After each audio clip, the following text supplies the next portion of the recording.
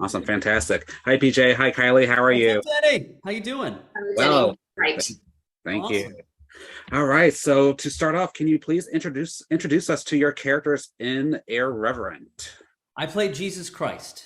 Okay. Good stuff. That was a blatant lie. I just lied to your face, Denny. Lied right to your face. I play Reverend Mackenzie. I'm a reverend in Chicago. I'm going to go get its new flock out in this beautiful bucolic land of North Queensland called Clump. It's right on the water, right at the airport, though.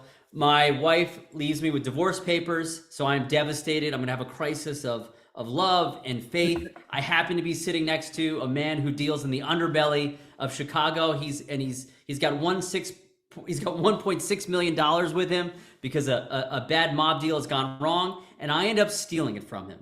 So Okay. I steal his money, and he has to steal my identity. So he becomes this reverend in a small town to get away from the mob. So you really stirred a pot. You're welcome. You're welcome. Well, that's for you, Denny. That was for you. Oh, thank you. I appreciate that. And Kylie, who do you play?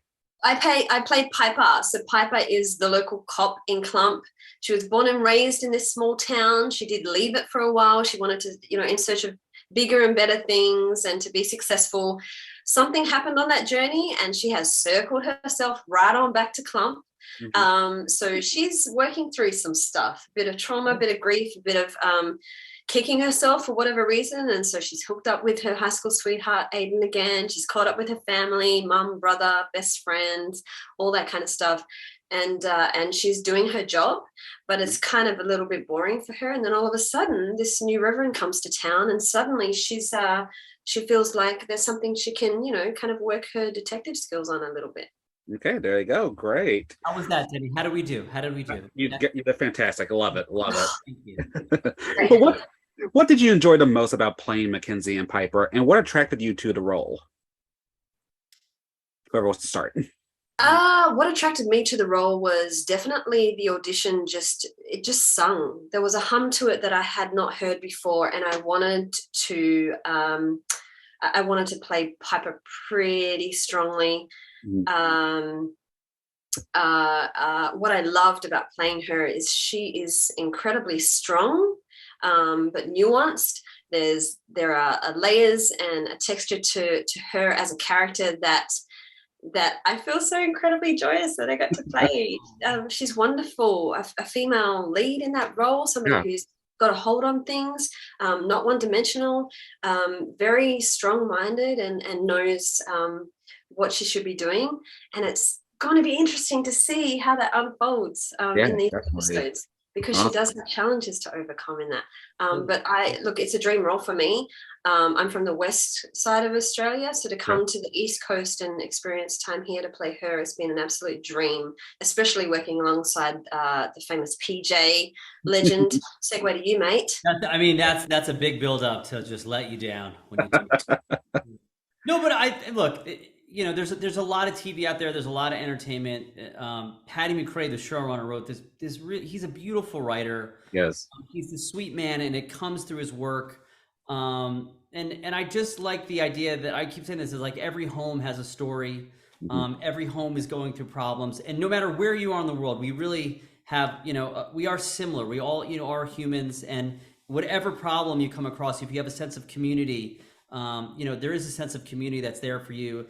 And as you're watching, sometimes we're still in crisis mode around the world, if you will. And I think that's what the show offers. It's kind of this warm blanket to let you know, you're not alone. And we know there are problems in the world, and we're here to help you, work your way through them.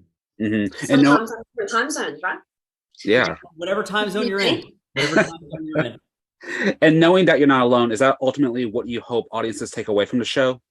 Yeah, totally. I mean, I love that African proverb of like, if you want to go, if you want to go fast, go alone. If you want to go far, go together. I think it's a critical essence of the right way to live.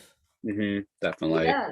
And hopefully they take away some really great laughs to be reminded of the proverb that you just brought to light, and just to kind of, hopefully they're surprised, and it triggers something in them to feel like, let's not be judgmental, let's get to know people, and you can be pleasantly surprised. Everyone's a book to be read, don't just look at the book.